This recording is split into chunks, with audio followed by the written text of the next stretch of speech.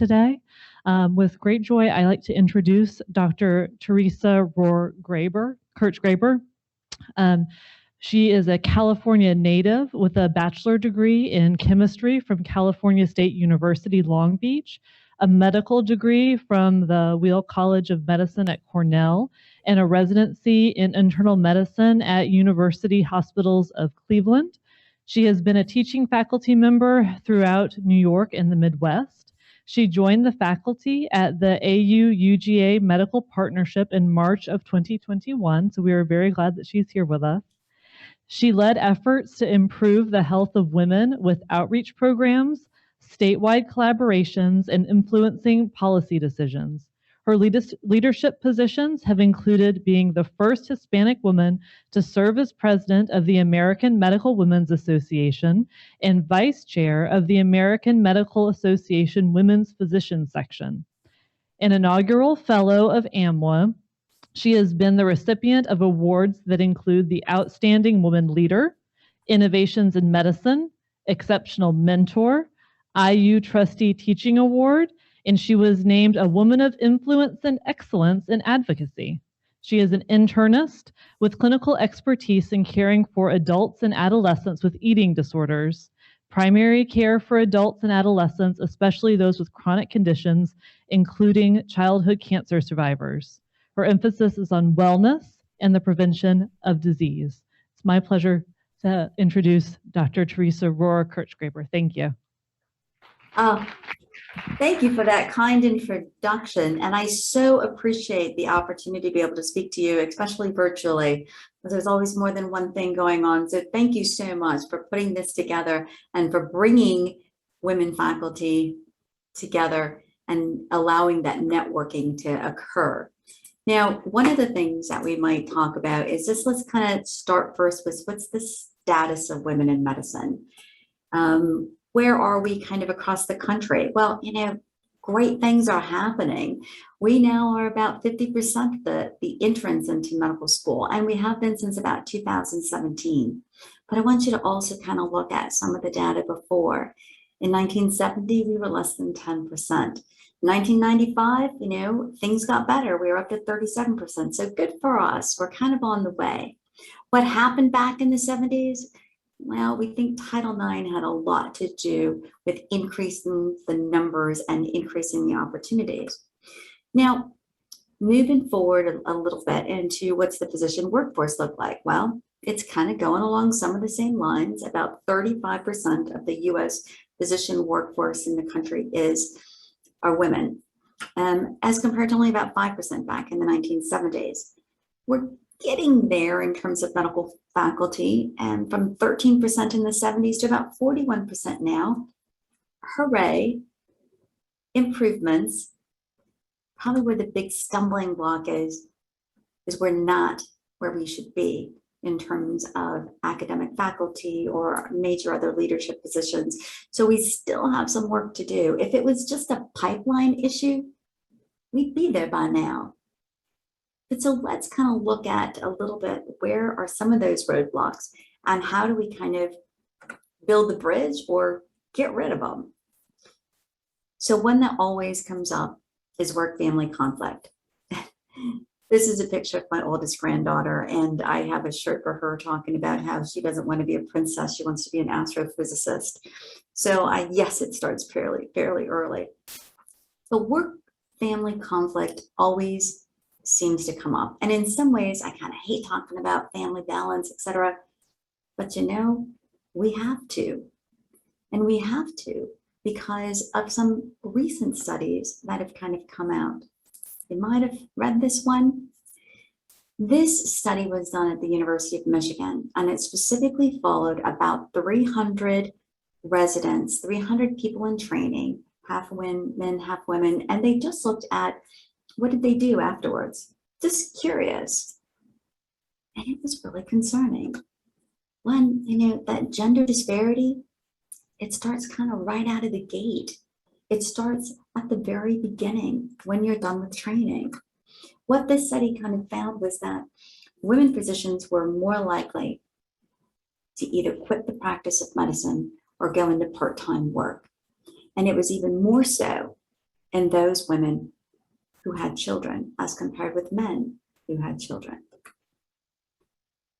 In that very first year, almost 10% were already differing between full-time work and not. Either full-time work versus part-time.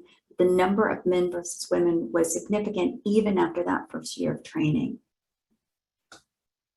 But by 6 years after completing your training, almost 40% of the women physicians were either working part-time or weren't practicing medicine at all. And the majority of time was because I mentioned family as the issue.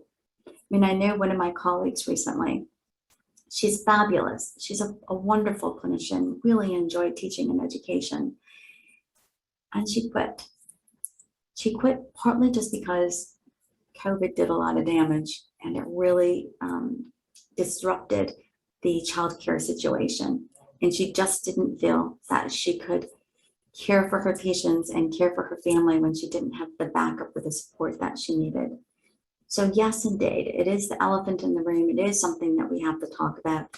But what kind of distressed me also about this study was that in looking at people who were practicing, the women that were still practicing, almost 70% of them said that they were considering either going part-time or not working at all or changing their careers. So what is it that kind of does that? I mean, because we know that, gosh, if you're, if within the first 6 years, 40% of our women are no longer working full-time or practicing, how does that kind of limit their opportunities? Pretty significantly. This gap starts so soon that in that first 6 years after you're done with training, that's when you're figuring out how to get mentorship. That's when you're figuring out how to write your grants. That's when you're figuring out how you're going to get your career started. It's those early years that really shape your career further on down the line. And if so many of us are stopping during those early years, how are we going to fix this? All right, well then let's take the bull by the horns. Thank you to Governor Kemp for signing in this new parental leave. This leave started in May of 2021.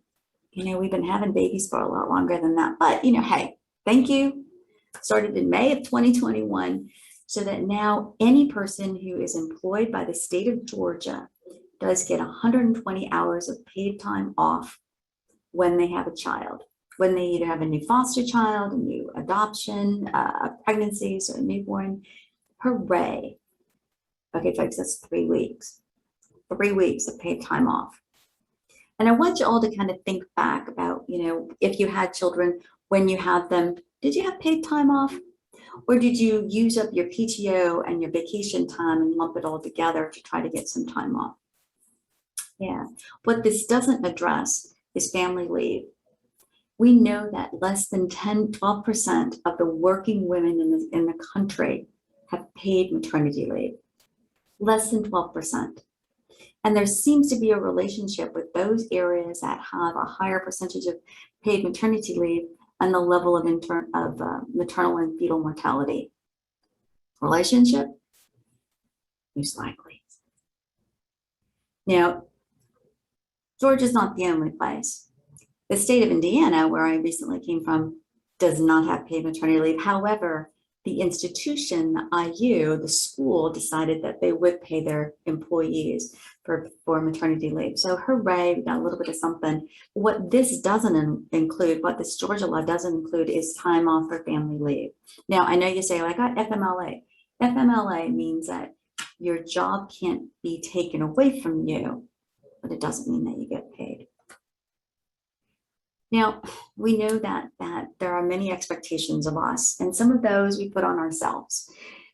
So at one point, I was trying really hard to be the best mom, plus the best everything else, and I spent probably 80 hours making this stupid Ninja Turtle costume at $70 worth of green felts, 80 hours worth of sewing time, plus a princess outfit. Oh my God, the kids looked great for Halloween though, okay? The next year, I was away. My husband went to the Target and got a Batman and Robin pajamas that doubled as Halloween costumes. Those kids wore them every year until they wore out. They wore them to bed, for heaven's sakes. So the expectation was mine, not theirs. They still had a good time. Back in the mid-1990s, early in my career, I got a journal from the American Medical Women's Association, and it said how to be successful in academic medicine. So I'm excited, okay, I'm thinking it's going to tell me how to get the right mentor, how to write that academic paper. I looked it up and it was a survey, and it said, go ahead and get somebody else to do the laundry. Don't feel bad about having a nanny. Get somebody else to pick up the dry cleaning. I love that. I loved it. It gave me kind of the okay to say I don't have to do everything all the time. So if we have ability to change that kind of societal expectation of us or our own expectation of ourselves, then we don't feel bad about the things that we can't do, and we can look more at the things that we can't. So how do institutions help? Well, they facilitate flexibility. How to do that? We had a couple residents years ago that actually wanted to have a job share. Now, a true job share, not a part-time. So they did their internal medicine residency together over 6 years instead of 3. They still got everything they needed out of it. They still were successful. But because that institution said, not a bad idea, we're going to do this for you. Not only were they able to complete their residency, feel confident in their knowledge base, become board certified internist, but they stayed in medicine a lot longer. Recently, a couple of years ago, Laura Denton in Savannah did a study looking at job sharing, still very, very minimal, especially in faculty medical schools. But let's think about that. That's not such a bad idea. No, we're not talking about just part-time, because part-time means that you get paid for 50%, but you work 80%, and we all know that to be the case. But a true job share where you work Tuesday, Thursday, and I work Monday, Wednesday, Friday, and then we switch it up. You can definitely do those kinds of things, but they're not necessarily advertised, so we got to work on that. And also, what about a part-time pathway? Just because you're going part-time doesn't necessarily mean that you're not still valuable and the work that you're doing isn't going to be fabulous. One of my colleagues was an orthopedic surgeon, and early in her career, she's married to another orthopedic surgeon. They have 4 kids, and her chairman said, Tammy, you need to take the time that you need to do, cut it back, because I know that eventually we're going to get it back from you in spades because you're going to have the opportunity. She went on to write multiple NIH grants. She was one of the youngest people to have an R01 grant in the institution, and she became the first professor of orthopedic surgery at the University of Wisconsin because she had the opportunity to be flexible with her career early on. Putting the tenure clock on hold or prolonging the time, this is going to be especially important in this time of COVID. Now, what else can institutions do? Well, yes, we know that family work life is an issue. So let's think about how can we make it a little bit more flexible for the family by having on-site childcare. Now, there are some institutions that have on-site childcare. Usually they have about 30 to 50 kids max. Okay, not enough, but working on it. What about on-site sick childcare, so that when your child is sick, you can still come to work and still be able to go and see them? Or if not that, at least consider having some resources available. So at one institution, they have a on-call sick care nanny, so that they have a person who's able to come to your home, and that they're vetted and they're paid for, so that you have the opportunity to call them up when you need them. Another institution was thinking about creating, not just increasing dollars for CME, but actually creating a wellness type stipend.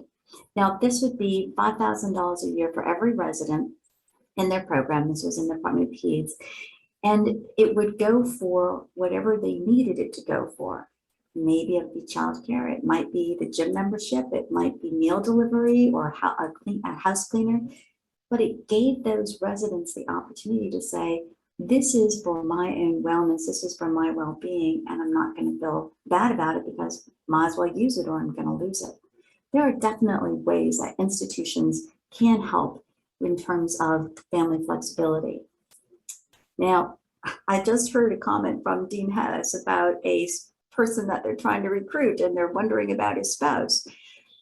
So making specific efforts to get the trailing spouse, not only looking at job placement, but also, what else do they want to do? What other kinds of opportunities are for them in that area? So when I first joined the Indiana many years ago, I made a point of sitting down and talking with the dean, so he knew who I was, and one of the first things out of his mouth was, "Oh, so tell me why you came here." And I said, "Oh, well, my husband got a job in Indianapolis, and that's why we moved." He goes, "Oh, you're a tag-along wife."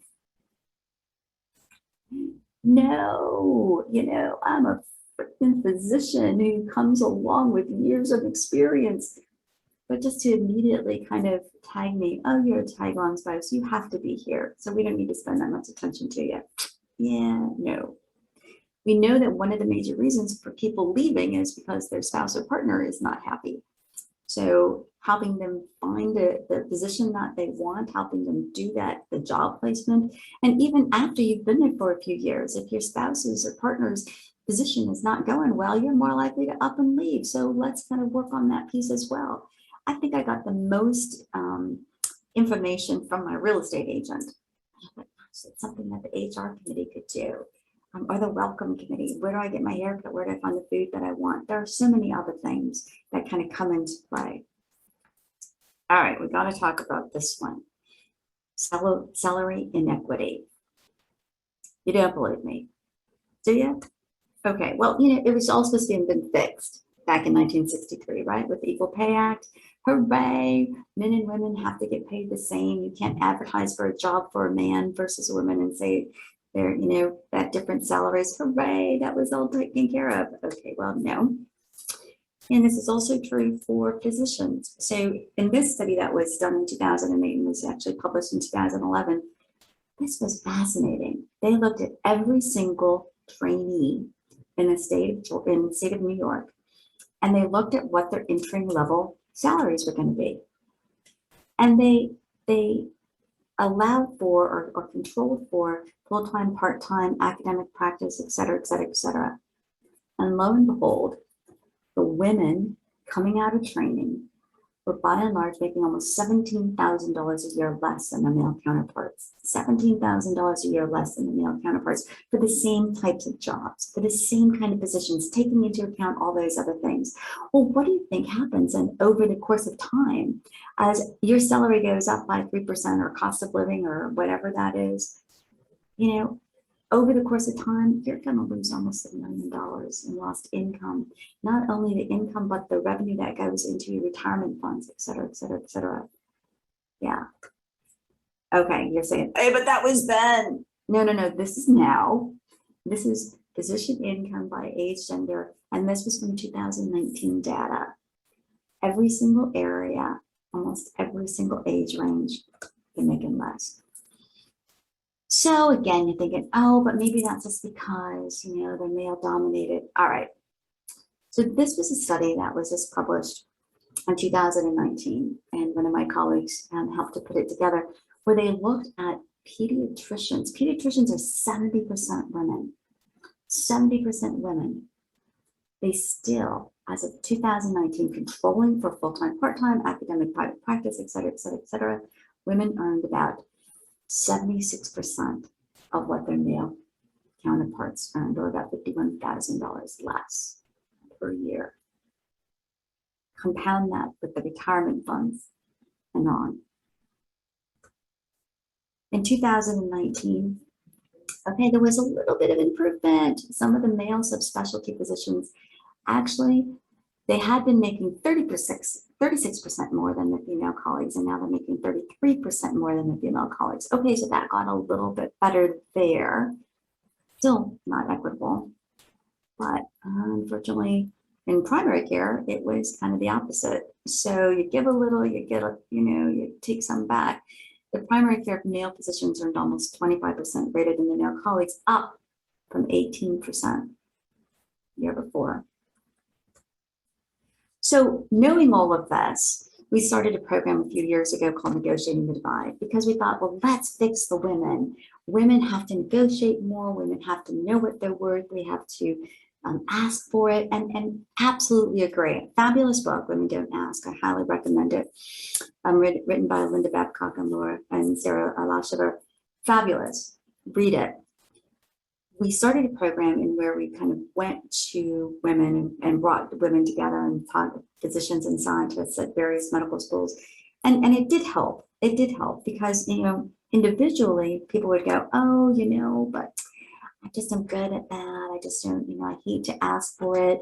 Oh, I'm just so lucky to have a job. I'm like, no, you're not just lucky to have a job. You're fabulous. That's why you went through all this training. With one of our meetings, we met with the women in neurosurgery, and it did help because one of those women later on called us back, had us come talk to her group again, because when she went for her first job, not only did she get what she wanted, but she found out later that the chair had to call in all the other guys and say, well, actually, we need to bump up your salary because, you know, she's getting more than you are when you started, so we need to make everybody equal. So she actually raised it up for everybody. And let me tell you, like, again, kind of like where this works. Now, you know that majority of time, if you go to a big institution, they're like, everybody's the same, we all hire the same, there's no negotiation about salary. Okay, right. So this was a case, first, where we had 4 residents. They were identical. They came from the same medical school, the same residency program, they're being hired into the same job. And they were told, no negotiation about salary. This is the job, take it or leave it. They took it. Come July 1, though, 2 have $10,000 more. But there's no negotiation about salary. How did that happen? The guys asked for a signing bonus and the women didn't. The women didn't think you could, didn't even know about it. Yes. So yes, there is some emphasis on the individual knowing what you're worth, finding out what you're worth, and advocating for it. But what else is going on within the institution that is making it so that the salary can be different? So, you know, we thought about this for so many physicians. One of the issues that comes up is patient satisfaction metrics. Patient satisfaction scores are a way for your income to be tweaked. If you get good patient satisfaction scores, you get a little % more. If you get worse ones, you get less. But what we found was that for women and underrepresented minorities, we scored lower on the patient satisfaction scores across the board. Across the board. Now, unfortunately, this study wasn't meant to look at the reasons for why, but if that is true and part of my salary is connected to my patient satisfaction scores, then by and large, I'm going to be starting off lower than the guys to begin with just because I got boobs. Not fair, not correct. How other ways can we talk about compensation if all the salary is the same? Well, one, we know that, first of all, you know, I had a colleague who the admin person was telling her, all you need is one examiner and you're using up too much space. So she had to bring him in and said, no, look, when my MA is putting one patient into one exam room, I'm in the other exam room seeing a patient. The third patient is getting their labs drawn in their EKG. So if you really want me to be productive, I have to be able to go from one room to the next. Okay. So clarifying in your contract how much space you're going to have, how much equipment you're going to need. You know, do you have control over your front and your back office staff? Because man, they can make or break you. But if you don't have the control to say you're doing a great job, or we need to get rid of you, or we need to change how you're doing things, then that's going to really hurt your productivity. What about scheduling? So one of my colleagues went out on maternity leave, came back 6 weeks later. She wanted to schedule in some time to pump because she's still nursing a child. They told her, oh, sure, we'll do that for you. However, that 30-minute time that you're taking away from seeing patients, you got to come in a half hour earlier and a half hour later. Oh, tell me, how long is she going to stay in that position? No. Now, what about those who are not clinical but are doing research? Oh, a number of things. You know, do you have the same amount of space? Do you have the same amount of lab footage? The same kind of things in terms of like techs and postdocs. What about your travel funds? That's negotiable. Not all travel funds have to be for just when you're presenting a poster. But you know, you're going to say, oh, you know, we're all fine. Okay. You might remember back in 1999, a landmark study that Nancy Hopkins did.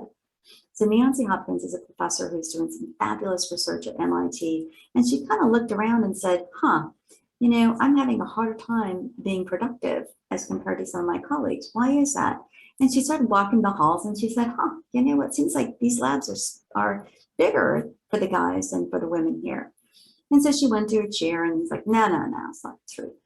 So she went back, came in at night with her little measuring tape and measured, sure enough, the men have more space than the women do. So yeah, it's going to be a little bit harder to get things done.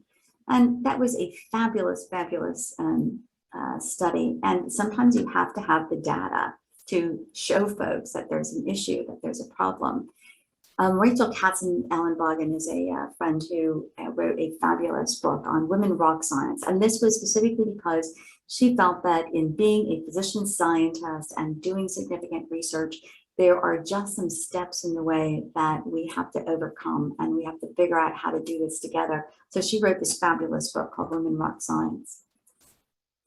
Okay, so gender bias.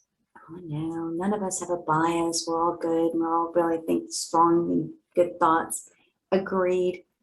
At the same time, well, you know, we all have some inherent bias, and sometimes we don't recognize it unless we look around. And we have to start looking around to see where are the diverse populations, where are the folks, are we at the table or are we the menu? I know you've seen this one. They were talking about healthcare in the United States. They were talking about women and health, women's health, but none of us were there. So bias, I know that you're not going to think that this is true. You know, 35 years, there have been 35 years, no progress for women in promotion to associate and full professors in US medical schools. Oh, that must have been back in the 1900s, right? No, it hasn't been now. Well, this study that was published in just 2020 specifically looked at women physicians in promotion in academic medicine. And what they looked at was they pulled almost 600,000 graduates of medical school in 1979 to 2013. And they followed all that data, faculty data, up into 2018, thinking, you know, what has been, if it's just a pipeline, what's going on? And what they found was that over that 35-year period, women physicians in most academic medical centers were much less likely than men to be promoted, especially to associate or full professor, and doesn't look like there's going to be too much change. It's not that long ago. But unless you see the problem, unless you have the data, you don't always know that there's a need to fix it. So what I heard one time, you know, we were recruiting for a leader as a chair or something, and I happened to be at a meeting where the recruiting team was. And I was talking to them and said, you know, so how many women do we have that you're looking at? And they said, oh, we don't have any. There aren't any. There aren't any? We're 50% of the medical school class. There aren't any? Well, you know, in STEM, science, technology, engineering, and math, they've been actually able to recruit and hire faculty at almost a 2-to-1 ratio, much better than in academic medicine. So you can't just say that we're not there. We're there. What's the hassle? So this study that was published in 2017 specifically was looking at the differences in faculty among academic cardiologists and saying, you know, we're getting more women into cardiology, like kind of where are they going, what are they doing? And they looked at a variety of different divisions and said, where is it hardest to rise up through the ranks? What they found was infectious disease and cardiology were the two subspecialties that had the most difficulty in getting women into higher levels of position, into full professors, but they had the lowest odds. So luckily, and within that same journal, Molly Carnes, who is a professor of medicine at the University of Wisconsin, and Milbury Mertz, who is a professor of medicine and cardiology at UCLA at Cedars-Sinai, said, okay, here's the data. How are we going to fix it? What can we do? Let's just not show you the deficiencies. Let's talk about what we have to do to make it better. So one of the things that they commented on is there's a positive bias towards men. Yes, there is. Let's acknowledge it. Let's acknowledge it, and then we can see how to change it. But it's true. If you look at leaders of large research institutions, publications, et cetera, yes, there's a positive bias. Now, it's not necessarily that it is a negative thing. It's just that we have to recognize it and then figure out how do we change it. Yes, we all want people that are like ourselves to a certain extent. We just have a tendency to kind of reach out to folks that are similar minded. But that means that we have to make then a very conscious decision to increase our repertoire. So recognize that bias. Because if we don't, then we're most likely just going to be repeating it over and over again. So let's kind of talk about this for a second. Recognizing the bias. So you probably have seen, a couple of articles about dudes on the wall, how you walk around and you got all the old white guys up on the wall. We can't change history, but we can change how it's presented. So for example, there was one institution in which when you walked in the front door, you saw all the dudes on the wall. And he said, well, we can't change that. They've been the deans for the last 100 years. We can't really change that. But what they could do is they recognize that somewhere further on down the walls in a different area, they had portraits and pictures of famous alumni or alumni of distinction. And so those pictures were much more diverse. So what they did is they just switched them. They put the diverse alumni as in the entering lobby and put all the deans in the back hall. And it kind of changed your feelings when you walked in and you saw people that were diverse. Well, in one institution, they didn't quite believe us that what was presented was not very diverse. And until we actually went around in 2019 and counted every single picture, every single portrait, every single thing on the wall that could be put up there. And we found that even though the school had been in existence since 1908, there was, zero people of color, physicians or scientists of color, or of the female gender. There were none since 1908. So luckily, we changed that. We were very focused, and we got a portrait of Clarence Lucas Sr., who was the first African-American to graduate from that medical school. He was not included in the class portrait because he was Black. Now he has a portrait hanging on the wall. And later we were able to add in a portrait of Suzanne Noble, who was the first woman to be president of the American College of Cardiology. So now at least there are two. Still have a ways to go. But I think, what can we do as an institution? Well, one, recognize those things and change it around a bit. But also, it's interesting what Carnes and Barry Moss had to say was that if you look at those institutions that have the messaging, if you look at those institutions that say we are diverse and we're committed, they actually had worse data than those institutions that didn't. And what they found was that, perhaps what we're doing is we're priming people to believe that you're objective and you're not sexist. But we know that if you have words on a page without the action to go behind it, they're just words on a page.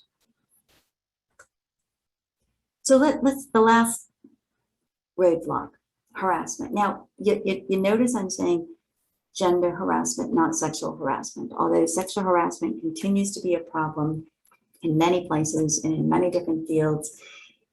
In fact, we had a case where a young woman, resident, had an affair with her program director, tried to stop the affair, went to her leadership, was continually being harassed by this person. She eventually left the practice of medicine. She won her lawsuit against the institution. She never practiced after that. He just left that institution, went to a different one, and, still teaching, seeing patients. No harm done. So yes, so sexual harassment is always going to be an issue, and we're going to be thinking about it. But let's talk a little bit about gender harassment. And harassment is just, It doesn't have to be, putting you up against the wall and filling you up. It could just be these little microaggressions that kind of come in that irritate you. So for example, I had a student working with me and she said, I just started my third year and gosh, does this happen to everybody? Things that kind of make me uncomfortable. So in putting this out there, she found that there were so many different situations that kind of came up that were just little microaggressions that would give you grief. And just because it's not sexual, just because it's not predatory, doesn't necessarily mean that it's benign. So let me just kind of show you a couple of different things. Most of the situations that came back, almost everybody said, I'm not sure if this counts, but, and what are you interested in going into? Well, I'm thinking about medicine. Well, maybe you better not because, you want to have a family, don't you? Or maybe this one, you're on rounds and, male student, female student, male attending. She answers the question correctly and he goes, oh, you're a good guesser. She goes, I'm not guessing, I just know. Good for her, standing up for herself. Oh, that's remarkable because you're blonde. Yeah. And how many times have you heard these? You think it's just a joke. Oh yeah, they're letting women into medicine now. It's that little bit of something that just kind of gets under your skin. Or, I'm sure how many have heard this one. I'm in medical school. You said you be a nurse. Oh, I'm going to be a doctor. So it's part of the reason why we got this together, the hashtag give her a reason to stay in healthcare, is because with AMWA and their executive leadership in academic medicine realized that we need to find a way of stopping this exodus of women from medicine and science and ensuring that going forward, we're able to do the research on the care that we need to do for our patients. So one thing is, let's examine kind of the language that we use. We know that, for example, in letters of recommendation, we have more of the time we use adjectives, right? Strong, very nice lady. She brings, food for everybody. Well, instead of, men have a tendency to have letters that are very focused and are very specific and outline the good work that they've done rather than just using the adjectives. So a couple of things have come up. One is the Alliance for Academic Internal Medicine and perhaps some other groups as well as AMWA have put together a list of volunteer faculty who are willing to write your letters of promotion. It's hard to get a letter of promotion written when it takes a good 8 to 10 hours, at least for me, to write a strong letter of recommendation for somebody who's going up for promotion, especially because I'm not supposed to know them. I'm supposed to be from an outside institution. So these two groups have gotten together and said, you don't have to go on Facebook to try to find somebody to write you a letter of promotion. This is what we're going to be doing. And I'm going to ask that when you do ask for your letter of recommendation, that you consider letting us know that it worked. That would be great. And then in terms of your own promotion, think about using organizations and programs that are already involved in leadership. The AMWA Ignite program is a coaching program that we're working for medical students. AMWA Elevate is a program for faculty, a leadership program that's going to take over a year, and then we're putting a program together for residents. ELAM, the Executive Leadership in Academic Medicine, is fabulous. And the AAMC has programs for women faculty at early, mid, and late career. Amazing opportunities to involve us in areas of leadership and learn what needs to be done. There's also, we need to have some creative funding for research. For example, just small amounts of funding can do wonders. The University of Colorado Center of Excellence in Women's Health was able to show that over a 25-year period, an investment of just under $1 million for small programs and pilot programs led to their faculty 25 years later having over $70 million come in from those researchers who started out with these small grants. I know I gave a lot of some sobering data, but at the same time, I'm incredibly optimistic. I'm optimistic because we know that we have more women in the pipeline. We know that we have some leaders that are enthusiastic. And we know that we have lots of organizations that are there kind of willing to work with us and to help promote us. I think that the women's organizations, whether they be in surgery or biochemistry, et cetera, have done a lot in terms of allowing pathways to leadership that give us the opportunities that wouldn't have in other situations. So I greatly appreciate this opportunity, and I hope if there's a little bit of time for questions, that'd be great. Doesn't have to be a questions. It could also just be one of your own stories. But thank you so much.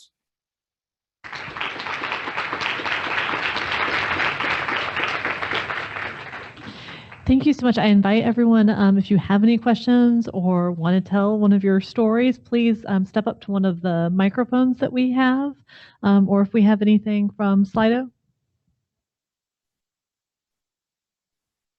Oh, okay.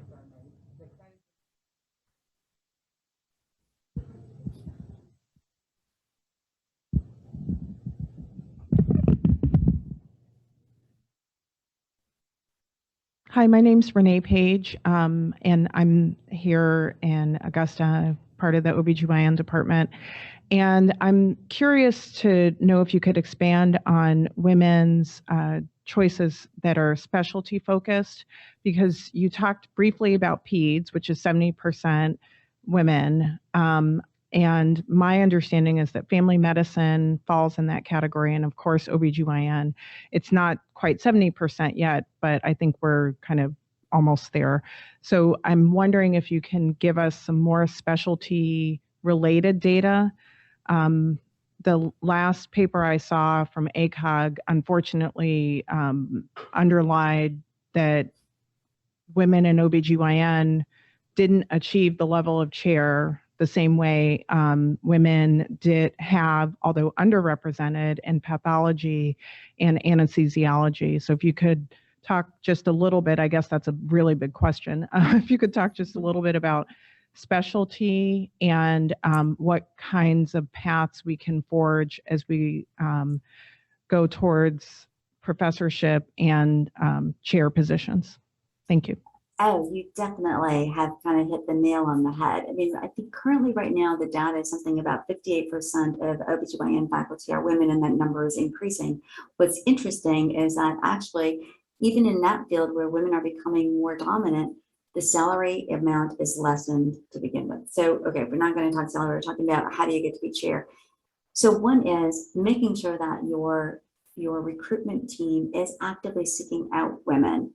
And, and that also includes making sure that you have the capacity to be in that position. So one is we have now numerous places where the panels that are being asked to speak at big meetings. Remember, speaking at a national meeting, speaking at a big event does help you in terms of promotion. So we're now having more people saying, no, I'm not going to come if all you're going to have are the guys on the panel. You have to have some diversity.